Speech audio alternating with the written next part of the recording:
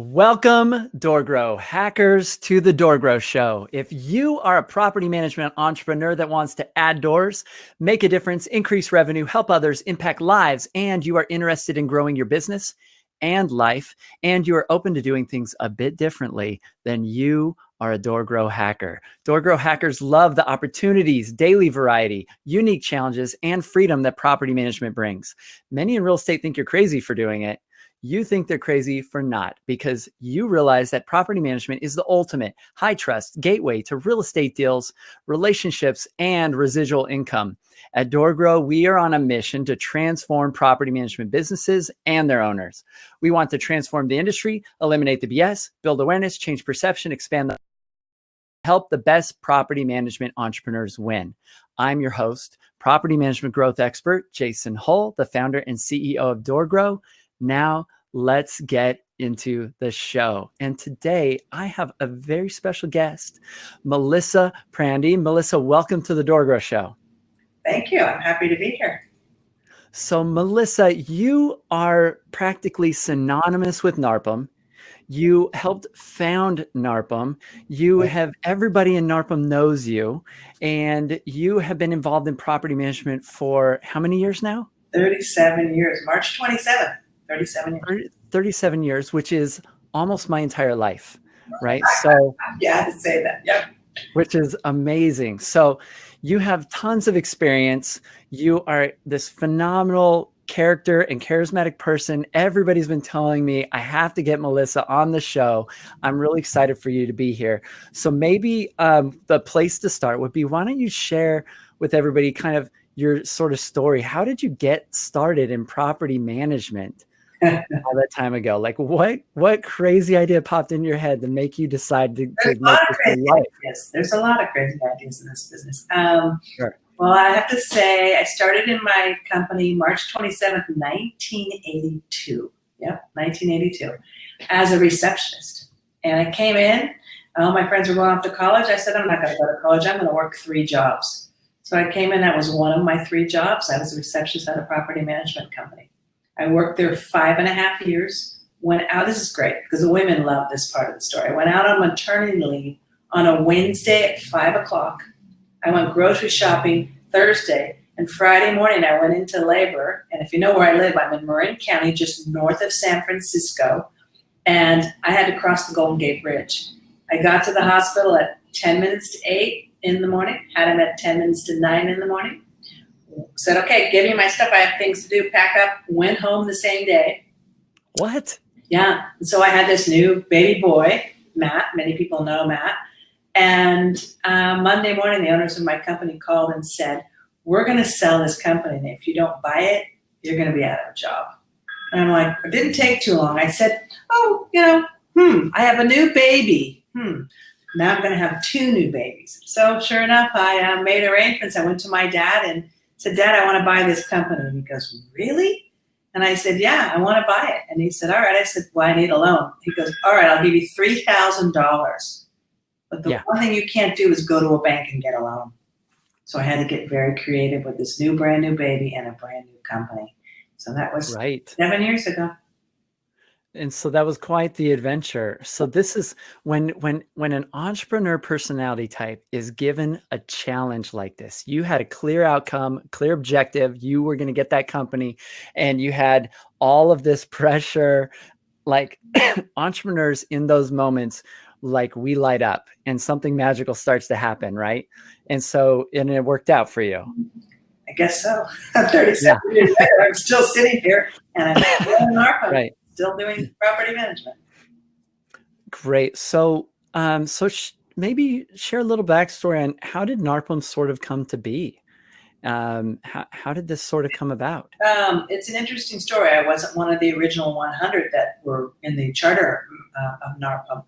A handful of people got together, and they were actually exchanging software challenges. And there was a guy by the name of Ralph Tudor who owned a software company at the time, which is no longer. And they started talking about their best practices, and they all kicked in money to start NARPM. I'm 25 years in NARPM, so you can imagine it's been pretty much the core of my life. Yeah. In property. Yeah. Quite a while.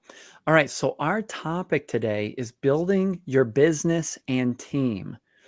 And at your business, Prandi Property Management, I would imagine that you have a pretty awesome team after all this time. And so a lot of people, this is a big challenge. So I've talked about this on my show before, but there's kind of these two sand traps I've noticed in property management. The first sand trap in growth is like around 50 or 60 units. This is the solopreneur's sand trap. That's about as many doors as they can handle on their own, and they get stuck. Sometimes they back themselves into a financial corner. They don't have enough revenue to hire their first person, and they're managing as much as they can handle, and they're losing doors as fast as they're getting them on, and they're just kind of stuck.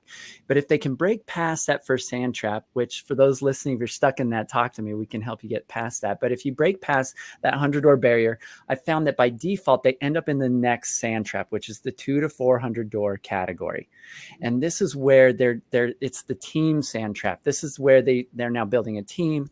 They're trying to create culture. They're trying to systemize processes. They're trying to wrap their head around what they should be doing. And as they approach maybe 400 or 500 units, it gets really painful because everybody's asking them for everything. And they start to realize they are the number one bottleneck in the entire business, that everything that got them there, they have to give up. And so I'm excited to talk with you because you've dealt with this stuff, right? Yes. And you've seen this. And so maybe you could share your perspective of what does it really take to build a business, and how does the team really play into that from your perspective? Well, you kind of touched on a little bit of my messages, getting out of the way. So I'm not the tech generation, the paperless generation. I still use paper. I still like to print and read. And that doesn't work in today's market for everybody. So I would say the number one thing as you're growing is to get out of the way. Get out of the way and hire people that have different skill sets. So in our company, we always do a personality test. Tony Robbins offers it for free. Tony Robbins. The DISC? Yeah, the DISC test. And it's free on his website. So we do that, find the personality styles. Like, for example, in a bookkeeper, you want someone who's very good, very high in procedural. So you want to make sure you find that in your staffing. So in our team, we have a very big diversity in age, in skills. You can't have everybody have personality and want to be like me, that I never met a stranger. And I'm a visionary. So I'm the person who comes up with the ideas, tells them what I want in results, and then gets out of the way. Yeah, I love it. So, I'm a big proponent of using the DISC as well. In fact, Tony Robbins recently switched his DISC assessments, if you've noticed, from the intermetrics, which I actually used to have a connection where I would get the full 3-part intermetrics, which is even better than the Tony Robbins one, which would give you the first 2 portions. But then it started getting watered down and smaller. And they just recently switched DISC providers. And so it's changed, but I find it's better than what it was, even though it's not as pretty. But yeah, you can do that free DISC assessment. So you've got people on your team that are high Cs, they love compliance. They are rigid. They're probably not the best friendly communicators. You've got high Is that are like great communicator and really great maybe with people, maybe ISs that are great with customer service, maybe DCs, which are like unicorns that are really great at like operations, maybe high DIs, which are great at sales and closing. And so understanding that gives you a lot of power in being able to like understand people. When you get ready to hire, looking at a needs assessment. So looking at kind of what your diversity is in your team. But I want to go back to something you touched on again, because this is what it's all about, which is change. Success comes with your willingness to change. And that's a big thing you're talking about as you're training your team and also speaking to the property managers, as you said, they reach out to you. They have to be willing to change. And I'm willing to change. That's why I take a lot of classes even after all these years. And I get into classes and I think of these aha moments of like, oh, I used to do that. I need to go back sometimes and do things I used to do. But also willing to say, oh, well, we can't do that. Why not? Well, we tried that. No, don't have the theory of, well, that's the way we've always done it. Because that will get stuck. Yeah, right. Any of us that have been in business long enough, we've probably forgotten more than we've learned, right? Because there's so much, and it's great to get those reminders. So you had mentioned early on to get that they need to get out of the way. So how does somebody consciously do that? Because a lot of times when we're in the way, we can't see it. It's almost like telling somebody, look at the back of your head, is how they kind of feel, right? And so you're saying, get out of the way. And they're like, I don't even know how I'm in the way. How do I do that? How do you help people get out of the way? Right now. So I'm sitting upstairs in a private suite away from my entire staff. My son is Matt, and let me just tell you, I started saying I got the business when Matt was born, right? And my son used to say, Mom, nobody grows up and wants to be a property manager. And Matt just celebrated his 11th year in property management. And he's our business development manager. But he's over a decade. Sorry? Over a decade. Yeah. But he went to college. He didn't think, well, that's what I want to be when I grow up, nor did I. I don't thought you were going to be servicing property managers. But Matt sits in my original office. Therefore, there's a different skill set. And guess what? I'm not in the way. I'm down there and I hear something, I go walk into the office to go fix it. And, it doesn't get me out of the way. So you physically have gotten yourself out of the way, and you audible barrier so that you're not hearing the auditory things that you would normally trigger a response and cause you to go into fix it mode as an entrepreneur. Because we hear problems, we're wired, like we want to fix it. Okay. And we also see a problem, we're like, I can make money solving that problem, right? That's how we think. And I tell you, I still go down and I'll sit in there. They want to see me. So remember, I'm the face of the company. I'm the visionary. So I need to go in the morning. I start down there. Good morning to everybody. Good morning, Ann. Good morning, Christine. I go through my good mornings. I say hello to everybody there. And that's respect as well. And absolutely. I find out if there's anything they need me. But I can work for the first couple of hours at home. What difference does it make? It allows me to actually stay home. My role, let me tell you that I was a property manager, as I said, when I started in the business. Got my license and my broker's license with the California State Department of Real Estate.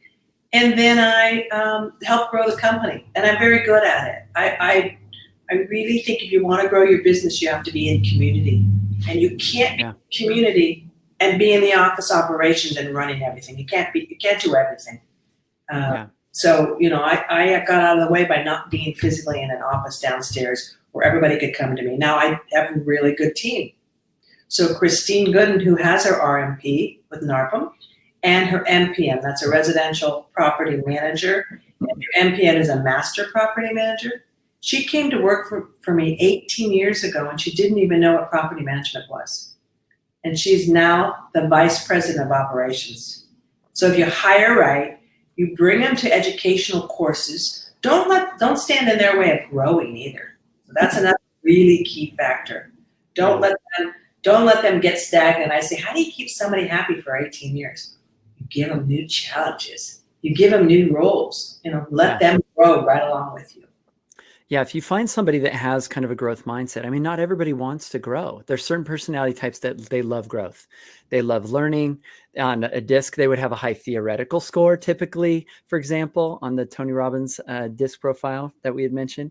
But if they love learning, then they have a growth mindset, and that's a priority in their life is personal development. Yeah, then you got to feed that. You feed them that, and you have a team member that, just like a fine wine, like accrues value over time. Yeah, and I like to wine since I'm so close to the Napa. I want to go back though, because it's not without mistakes when you hire someone that doesn't like the business. Sure. And I think oftentimes when property managers in our groups and our friends come to me and they ask questions, I think some of the hardest thing we have is letting go. So we hire someone that doesn't fit in the team, doesn't fit in our culture, and we hang on. And I've been guilty of that over the years. It took me a while to get there. But I can tell you that if it doesn't work in the first, if you're like most people, you have a 30-day, a 60-day, and maybe a 90-day introductory period. Yeah. If it's not working in that first month, it doesn't usually change. So I have made the mistakes because I'm nice and I'm a fixer that I hang on. Sometimes I wait too long. So as you're going through and adding to your team, you need to really make sure that you're checking in. And I want to give you a tip since I'm talking about that. I love to share. Yeah. in the first 90 days of a new team member coming to work at Prandi Property Management, we do what's called an EOD, an end of a day report. And they actually write down things they learned, the challenges they found that day, and just some sharing. At the end of that, they rate their day a 1, a 2, or a 3. And there could be 2.5. Based on what they feel their workload would. 3 being I can't handle anymore and I'm full. So when I have a new employee coming on and she's been with me, let's say 20 days, and she's giving me a 1 to 1.5, we're not giving her enough work. So if you're going to bring somebody new onto your team, again, I don't have to check in with her. I don't have to call her. I don't have to sit with her. Someone else is handling all the training. But as the owner, the CEO, and the visionary, I need to know how I'm doing with the teams giving her information and what she needs from me to make her the best Prandi team member. Yeah, no, I love it. End of day. Yeah. So you mentioned a couple of things that I think are really important to point out. One, you mentioned that one of your also is by not just having your office kind of separate or segregated, but also being able to work from home and working from home. And so I run a virtual team in a virtual company, so nobody can touch me. And I've always had that advantage that there is a physical disconnect. I would probably go insane if my assistant could walk in every 10 minutes and say, hey, what should I be doing now? I would go nuts, right? So yeah, having that's another option for those that are listening. There is a trend with some people that they're moving towards more virtual teams and digital offices, and that can also create that disconnect. I want to ask you a question so that I can also, as we teach the audience, so how do you communicate best with the person, since you are virtual, and we all love the virtual part of it? How are you best communicating with your team member that's even your assistant? What's the best way you all communicate? So our main modes of communication, we use Basecamp as a communication platform because what that allows us to do is to post messages, to think about things, to get clarity and put it, and then we allow team members to respond to those rather than throwing it all out like real time in a meeting where everybody has to react, because I find the responses are big time wasters and it's not as helpful. But if so usually we'll post memos or post a to do, and then people that need to be looped in will be looped in and can comment on that. So that keeps things really quiet and makes people think, and it creates a very calm workplace. So that's kind of our foundational mode of communication. For like quicker communication, we use the app Voxer, which is Voxer. And that is a walkie-talkie app that I don't like typing and texting all the time. It takes too long. I'm quick. I want to send a voice message. So I hold down a button on the app and I say, hey, Adam, can you check on this client? They had mentioned this and do this and blah, blah, blah. And then he'll take care of it. And so the cool thing about Voxer is if you're really impatient as an entrepreneur, if you listen to the messages, if you're in the chat with somebody, the messages are real time. But if you're not, it works like voice messages, like voicemail, and you can play them at high speed. So you can speed up if they're already done talking and the recording's there, then you can play it at high speed. So I'm listening to chipmunks all day long and telling me what needs to happen. And I mean, there's a lot of communication even through a Voxer or a situation like that I just need the details, so I can just listen really quickly, and we can consume information cognitively and auditory wise much faster than we can speak it. We can usually do it at almost twice the pace, very easily. Interesting that you bring that up, because it brings another point of communication, because a good team member and a good team lead has good open, people need to know you're supporting them, right? And that's what I do. Oh, yeah. But I was thinking about it. We did a lot of team building last year. We hired outside consultants to come in. And one thing I learned about myself was delivery of email. Don't send me large paragraphs, because I think we're similar.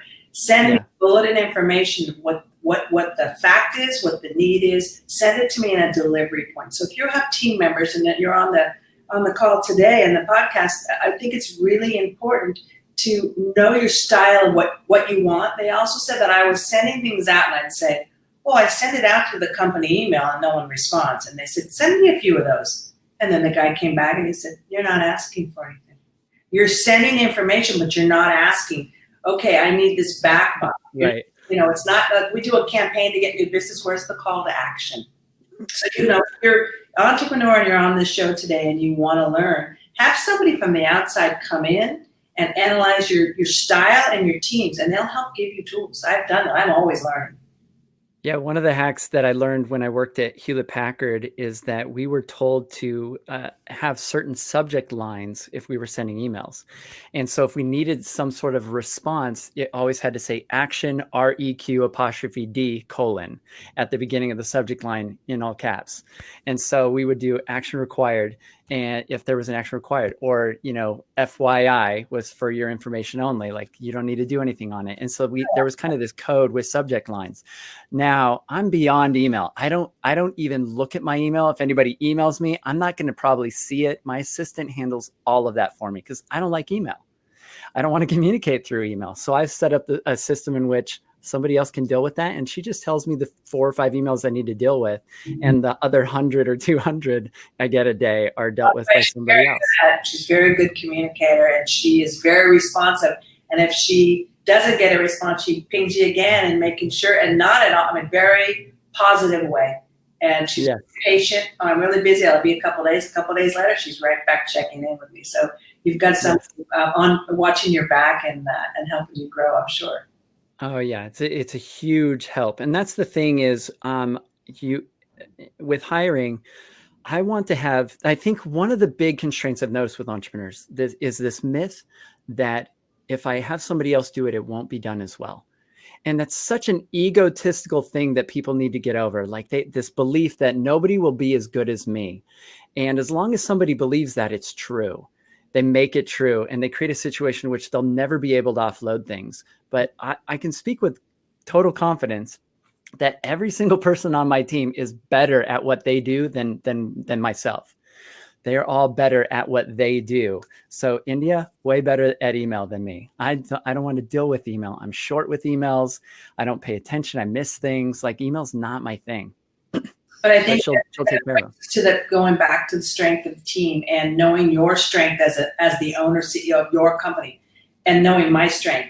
You put me in a room with 200 people, you put me in a room with 1,000 people, I try to meet every one of them. So I know that my strength in the world of growing my business is to be the face of the business, to be in the field, to go. I was in a class this morning. I've been taking classes at the local university on hiring teams and developing teams. Yesterday I took a great workshop at Dominican University from a gal that taught us a little bit about job descriptions and position statements and what's the end result. And really teaching us to have things in place of what our expectation is. So I'm always taking courses to try to figure out how I can be better at things. I'm never going to be the techie person that knows how to set everything up, or I hand it to my son. I don't have to be, right? He's 31 years old. I can hand it to Matt and say, Matt, I don't understand this. My phone is doing something where here, can you just fix it? I can hand it to Christine. She can help me. So just not trying to waste time. I need things quick. I got a million coming at me. And don't forget, part of the subject today is also life balance. Being able to turn it off, being able to take care of ourselves because we have a good team. Yeah, I think the more that an entrepreneur focuses on self-care, the more they have to give to their team and the lower their pressure and noise is. So one of the things I've noticed with entrepreneurs is that when our pressure and noise gets high, and it can be high in property management or in any business, but we deal with a lot as business owners. And when the pressure and noise is high, all of the worst attributes you hear about business owners come out. People could perceive us as controlling or angry or frustrated, because we get into this preloaded state where we're in kind of a stress response. And if you lower the pressure and noise for an entrepreneur, our genius comes out. Our best attributes come out. The visionary comes out. We're able to see the future. We're able to make decisions about things.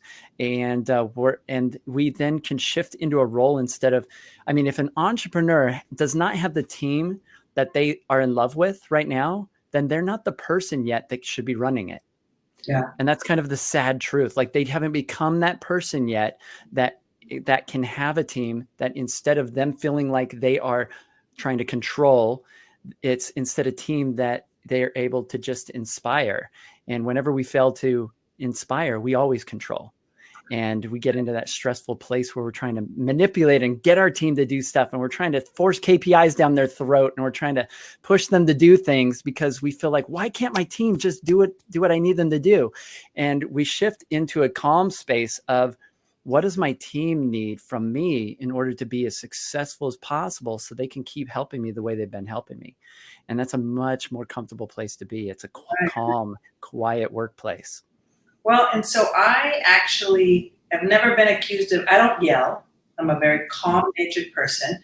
I deal within respect boundaries. So I'm very good about how would that person feel if they were in my seat? How would they want to be treated? So I do that a lot. I kind of think, okay, well, I know they're personal, something's going on. So you want to know if there's something going on, it's not always about business. There's people that have lives out the door. So I'm really in tune with that. I called someone in yesterday and said, look, I can tell something's going on. You're just not coming to work with that bright smile. And what can I do to help? So even though I'm not downstairs, I still sense the energy and I pay a really good attention. And I try to make sure they know that I really care, and I do care. And I think the other thing is really working with an outside business consultant. Don't get stuck. Have somebody come in and help build your team by doing team building. We had a lot of fun doing team building last year at the end of the year in October. The last day of October, we went out and we went off site. We prepared everything so we could all leave. And we had one person who was part-time that came and kind of helped out while we were gone all day. And we worked on what I think the success of my company is very strongly is if we're not communicating with each other and if we're not respecting and getting along and taking our own blinders off from our busy property management day, then the outside world is getting that same message.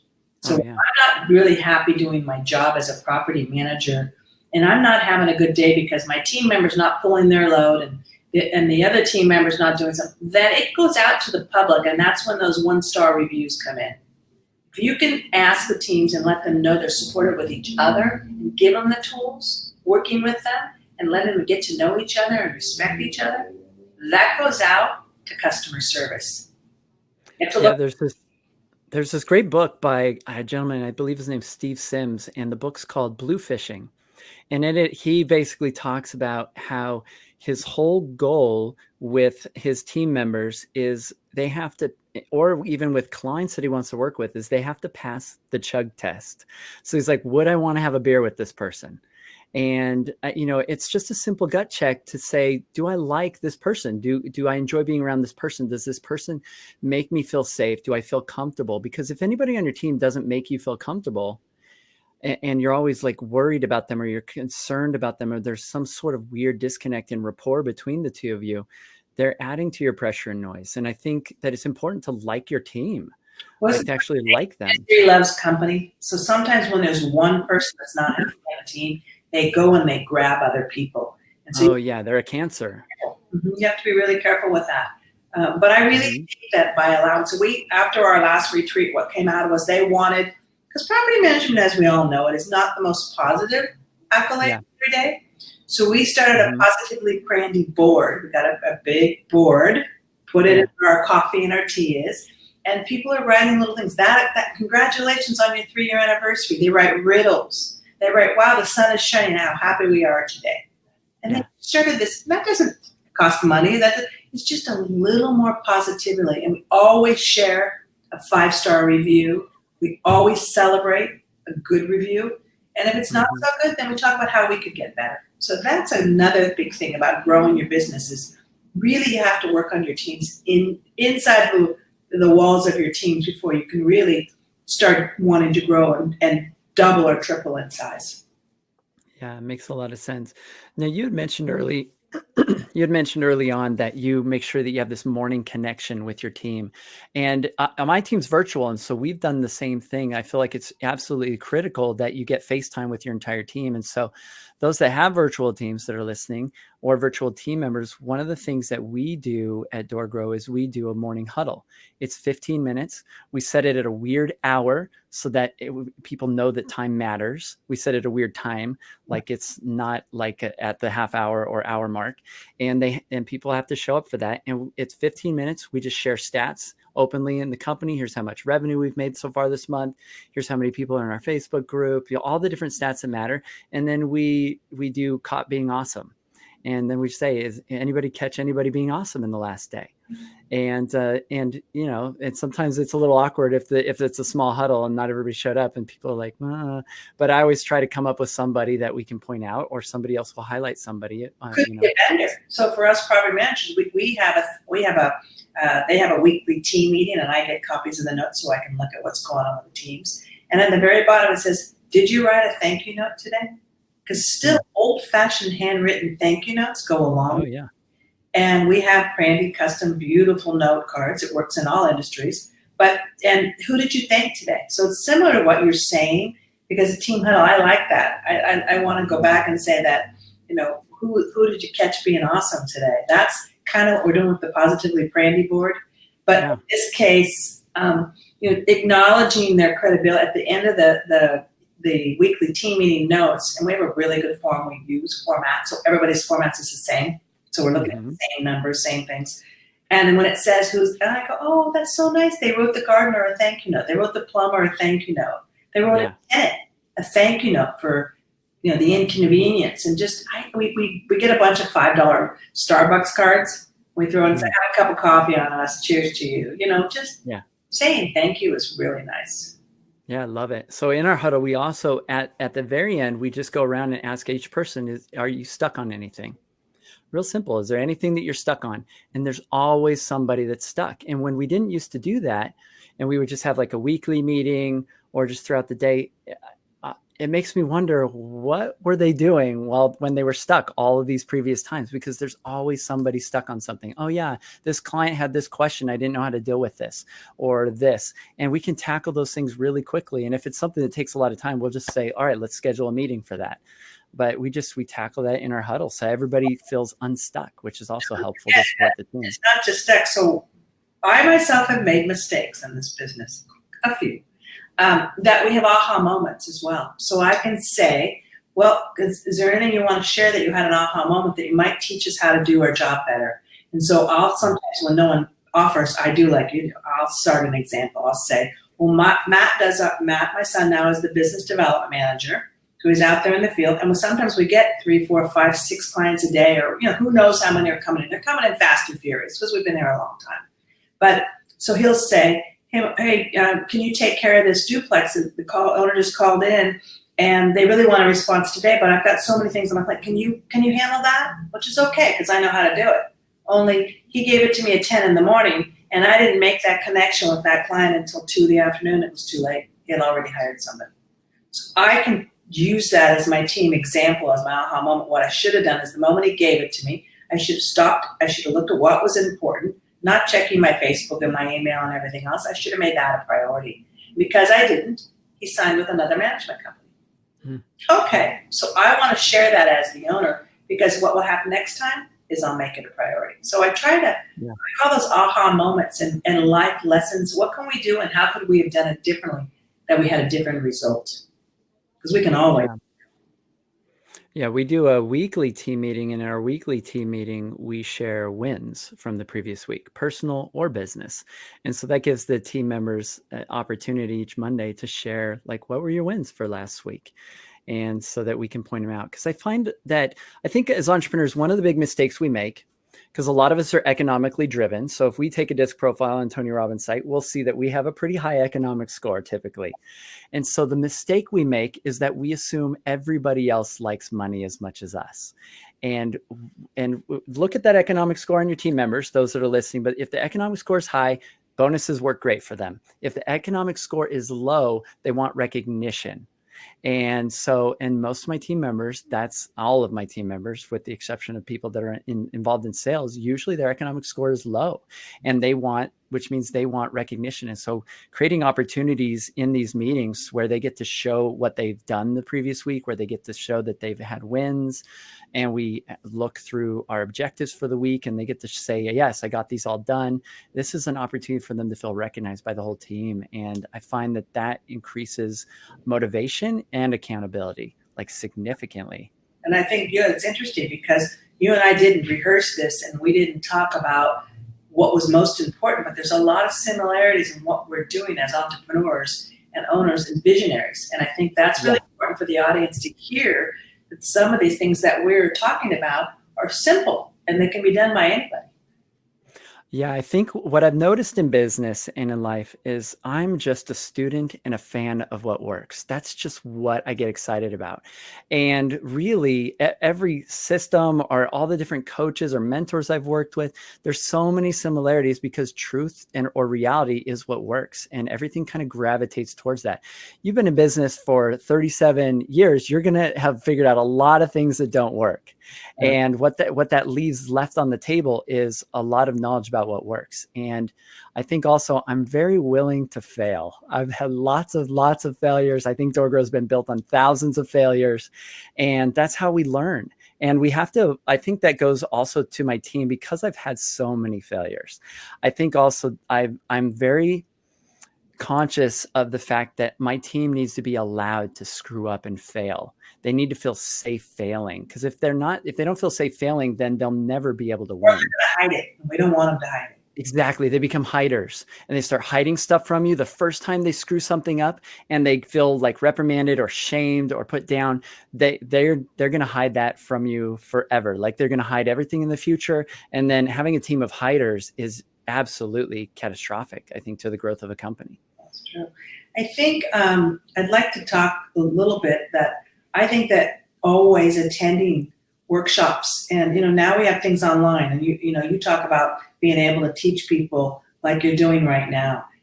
That's great. And I think just because you have 10 years in the business or 20 years, or in my case, you never stop learning. And I think it's really important for people to use the resources. I mean, I love to read. People can share books. They can go on your website, on your Facebook page, and share a good book and share something they're learning. Because everybody I find that people soak it up. I love to speak and teach. I love to walk in a room and share my knowledge. There's not one person I've ever said, no, I absolutely will not share that with you. I usually, no problem. You want that form? No problem. Let me send it to you. Because I taught a class, you're going to laugh. I taught a class in Palm Springs. I'm not paperless, and I'm proud of it. Because I'm not. Yeah. And people love it. Because there's going to be people that still touch things like I do. So let's give them tools. And eventually that does change. My son doesn't print really anything, but I do. So we have to have a diversity, and we have to be able to give people the tools they need to be the best, whether it's the way it is in the year 2019 or the way we used to do it. Because, I didn't have when I first got into business, the screen was literally the size of a small box. So we've done it. We didn't have cell phones. So technology is good. I think I've been able to travel. I've been able to leave my business. Now, do I check voicemail? And not voicemail, because I don't have to do the voicemail part. But I check my email, but I schedule my time. So if I'm going to the beach because I'm sitting on the beach in Hawaii, I'll check my information, but I don't check it like I do when I'm sitting at my desk working. Time management's important. I allow myself a lot of time, because even last week, I was running hard. I was starting early in the morning, face of the company, lots of meetings, going to Rotary, going to community events, starting in the morning with my classes and over at the university or whatever I'm doing. And then I'd finish at 9 o'clock at night. So that was because I was going to the State of the City dinner with the Chamber of Commerce. By Thursday last week, I hit a wall and I was tired. So you have to kind of find the balance, everybody, not just an entrepreneur or an owner, of how you're doing with your whole life balance, because you have to keep yourself well in order to be a good leader. Yeah, absolutely. I recently added for our seed hackers a health secrets training, simply because I found that health is the number one thing that impacts their productivity. And an excuse I would get from entrepreneurs a lot was, oh, I just don't have time. And they have almost double the amount of time if they're taking care of themselves properly. Their brain is just that much more effective. Well, if you go to yoga for an hour, you're not on your phone. You're not on your email. So right. You're disconnected. You can hike and leave your phone in the car. You don't need to take your phone if you're going, in an easy hike. If you're going distance, is another thing. But, to be able to go and listen to music too. I mean, people say sound and meditation. Well, you can do music meditation, and it works really well. I just spent some time with a good friend that a lot of people know, Susan Alburn, and we had so much fun playing our playlist. and singing the songs. And how do we remember the words to this song? But your mind is doing so much. And what music does is it kind of just fills your heart and soul. And if you ever kind of going through something, get yourself to music and just let the music kind of just take you to a different place. Someone yelling at you and property management, that happens a lot. I always tell my staff, get up from your desk, move, go walk around the block, change your environment, grab your iPhone and put on a song and walk around the block and sing the words. It changes your whole intake of how you're going to treat the next customer or the next coworker. And so I love it. So let's connect this to science. And here's why that stuff is so effective. So I'm a huge audiophile. I love music. I had a band in college. I wrote all them songs. I love music. But when you play instruments, when you play music, and there's videos on this, your entire brain lights up. Both sides of the brain are like fireworks when you're playing an instrument or like really engaged in music. And when you connect your right and left hemispheres in your brain, when those sides of your brain are both firing, it can significantly lower stress. In fact, I went and did EMDR therapy on the recommendation of my business coach for like a year. And EMDR therapy is like an eye movement therapy. And the idea behind it is they use it to eliminate PTSD in like soldiers and stuff like this. And as entrepreneurs, my coach was saying, you have some PTSD, Jason. Like, let's be honest. Like you guys deal with a lot of stress. You've got some of this, and go get EMDR therapy and talk about your assistant that quit, or talk about this and like get this stuff, taken care of. So what is cool is that EMDR therapy is based on the idea that there's bilateral stimulation. So stimulating both sides of the brain back and forth creates while tuned into an idea that causes stress or PTSD or some sort of issue. And I'm not making light, by the way, of those that have legit PTSD, but the stress that we have as entrepreneurs, it will tone that down, and it like kind of kills that and helps you see it with a fresh perspective, and it helps correct and eliminate that emotional sort of stress response. Now, here's what's magical about walking. Walking is bilateral stimulation. It does. So exercise increases the stress response in the body. It just does. That's part of exercise. But walking oxygenates the body, but does not increase the stress response. It actually lowers it because it's causing bilateral stimulation. Left, right on your body keeps moving, and each step causes bilateral stimulation. So if you have anxiety, if you have a stressful call or whatever, going for a walk until that goes down, it's really magical and amazing. So I'll go for a walk in the evenings if I've had a stressful day. I start my day usually a lot of times with a walk, or making sure I'm walking around. It helps digestion, but it seriously helps cognitive function by getting your brain to lower its stress response. It's like a serious hack, and like walking sounds so simple. And music more than any other thing can directly impact emotions. That's why in movies, they'll manipulate your emotions using the score of the movie, because it makes you feel what's going on. And so if you want to change your feeling, you can use music, because different songs can help you lean into sorrow if you need to feel that sorrow. Good music can help you lean into positivity or shift out of, sadness. What's that? Brings back memories.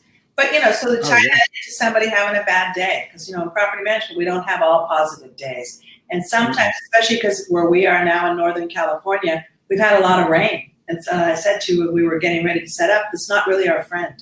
So property management, rain, leaks, putting people up at hotels, you got a lot coming at you. And nobody wants to be displaced, especially if it's the holiday season. We had bad winter rains then. So I tell myself all the time, okay, what have you done for a timeout? Like, what are you doing? Because you need to go have a timeout. Just go, and we do fun Fridays, ice cream socials, Aloha Friday, because we are actually, together in an office complex downstairs, so we do see each other every day. So, I may not, but the staff works together live and works in an office. So having theme days, which Christine's been really good about it. Matt, last Friday, brought his dog. He has a new rescue. And she's adorable. Her name's Mia, and she's I saw a grand dogger. She's a very good dog. And he said, hey, do you mind if I bring her out in the afternoon? I don't have any appointments. And people said it actually brought really a lot of a good fun Friday and made them feel really good by having the dog there. Who knew? Sure. You know, Almost like one of those service animals. Yeah, I was waiting for him to say, "Mom, I can bring the dog to work because it's a service animal," but I said it was okay. Right. Yeah. Yeah. So yeah, I love the idea. Walk and talk is like my own personal therapy. I'll just get on, like if I have something I need to talk through, I'll talk with somebody about it while I'm walking. I'll just walk around. Yeah. It's magic. So well, these are all really cool ideas. Melissa, I mean, it sounds like you have a phenomenal team. You've got a wealth of knowledge. What, for those that are listening that maybe are struggling to achieve their growth, they're really stuck in a rut, they're dealing with, they're having a difficult time maybe with their team, they're just having trouble seeing, over the weeds, I guess, so to speak. What sort of advice would you give them as maybe a first step to kind of take some steps towards all the stuff that we've been talking about? Don't be afraid to lean on. Pick up the phone and call another property manager. Call you. I mean, check in with you. People forget the touch of the voice too, and someone knowing. Most people have been through the same thing. So when you get with the NARPM family or your users together and you share one thing that's going on, it's amazing when I see the posting that goes on your Facebook page, right? And the solutions people are willing to offer. But sometimes just picking up the phone and saying, look, I'm having a really hard time with this. I have a client doing that. I'll tell you to fire him. But if you have a client giving you a really hard time and maybe you just need to run it by another professional. We have a lot. NARPM has over 5,000 members. So don't think you got to take the world on your own. If you're going to grow, you have to be willing to change. You have to be willing to have a mentor, somebody you can lean on. You got to use the resources that you're offering as a national vendor, and the resources that you're offering. We have to use those resources so that we can actually learn to grow. Because you're going to give us tips from the outside of property management, looking in at what we're doing. And you're already doing that, just sharing with me. So we have to be willing to make the change and to reach out for growth ideas and ask how to implement them. Because if I've already done it and I'm willing to share, then why reinvent the wheel? Yeah, I love it. So you mentioned be willing to change, find mentors, reach out and get a mentor, reach out to other property managers. I think the crux of all these things kind of energetically that you're talking about here, underneath all of this, I think a property manager or anyone listening to the show, they need to recognize that the power in being able to do these things comes from vulnerability. It takes a certain amount of vulnerability as an entrepreneur to say, I have a problem and I need support. And whether you're reaching out to a mentor, it takes humility or vulnerability in order to be willing to go out and learn more, like you've talked about. And I think sometimes we want to put on this facade, or we think we need to be the one that we're always okay. And I think it's okay to not be okay. And I think there's power in that. And I think there's connection in that. And if we're willing to be vulnerable, because I don't have all good days. I've sent messages to, my business coach and my mentors and saying, hey, I'm really struggling. This is hard for me dealing with this. And sometimes that's all we need, is just to be able to tell somebody that and acknowledge and be vulnerable. But I think when we're vulnerable with others, and so those that are inside the DoorGrow Club Facebook group, I encourage you to be willing. That lots of people have been willing to share vulnerably, like, hey, I'm dealing with a situation I'm in over my head, or I don't know what to do with this, or I'm stressed out and it's been a really rough day. What do you guys, do or recommend? Or could somebody talk to me on the phone today? And I think there's so many people that, because the way we get momentum as entrepreneurs, the way that we feel fulfilled is by giving it to others. Helping others, that's right. And when I was national president of NARPM, my theme was sharing the vision.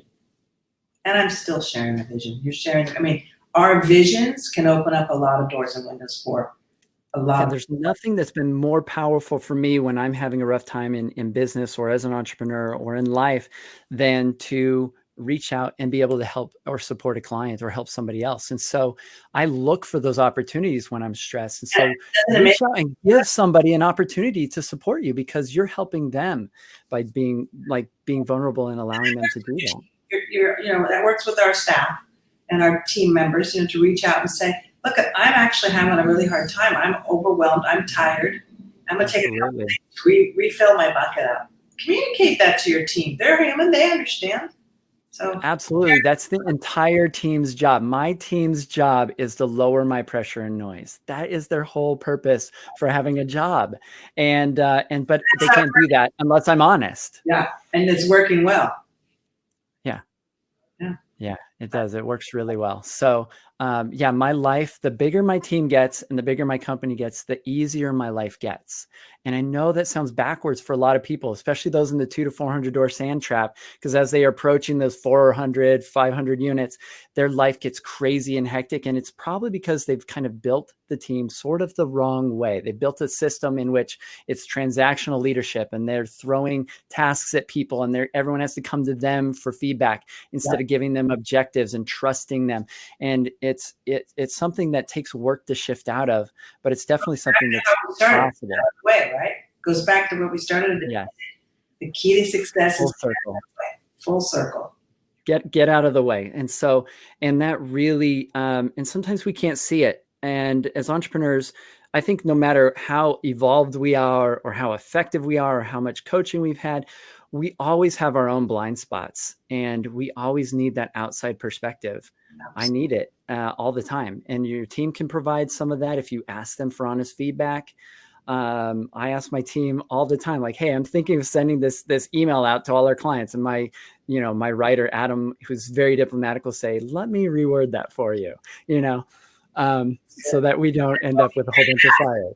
That's a good point. Okay, I do that too. If I'm about to send an email, maybe I'm going to fire a client or put them on if this isn't working, to send someone else on your team to say, how does this sound as if you're just receiving it? That's a good point too.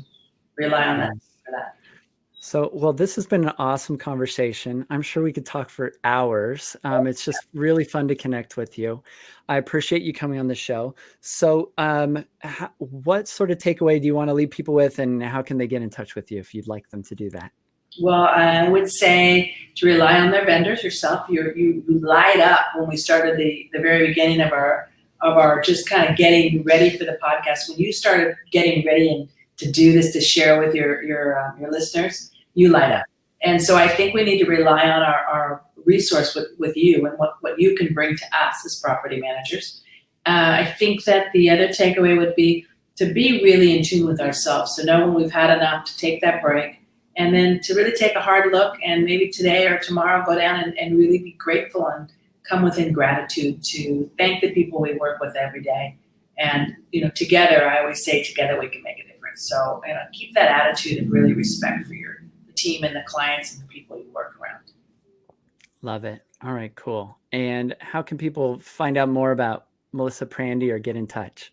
My email probably is best because I am an emailer. It's Melissa so it's MELISSA at last name Prandi, P as in Paul, RANDI, PROP, Melissa at PrandiProp.com.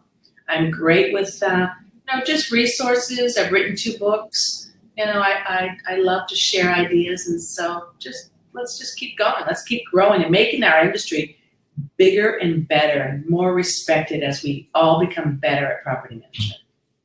Absolutely. I fully believe in the philosophy or the mindset that that the industry's number one challenge right now is not your competition, it's awareness.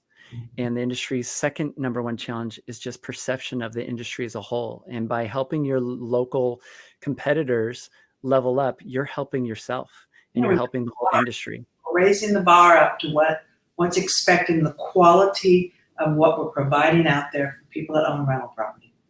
Absolutely. And good property management can change the world.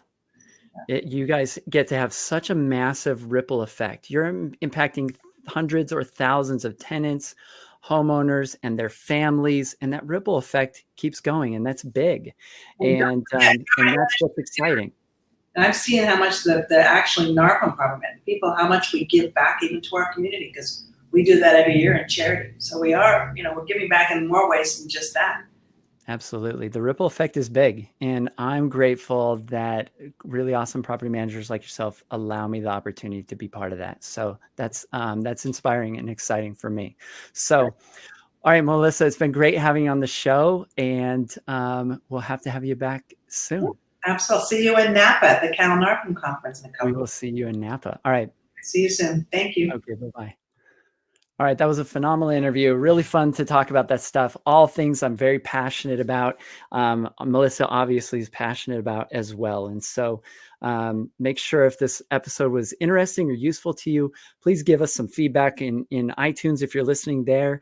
We would love if you like and subscribe to our channel on YouTube. That would be awesome if you're watching us there. And if you're seeing this on Facebook, then share it, I guess. And we appreciate you. And make sure you get inside of our awesome community for property management entrepreneurs, which is the DoorGrow Club. You can get to that by going to doorgrowclub.com. And by joining, we're going to give you some free takeaways, including the fee Bible, a list of good vendors that you should be using that are the best in the industry, that get the best feedback in our group. And we're going to give you some other free gifts if you provide your email when you sign up for that group. So make sure you get inside the DoorGrow Club Facebook group. And at some point, you may want to reach out to our team and talk to us or myself about growing your business. If you're feeling stagnant or stuck, or you feel like you could use some additional support, that's what we do at DoorGrow. So until next time, everybody, to our mutual growth. Bye, everyone.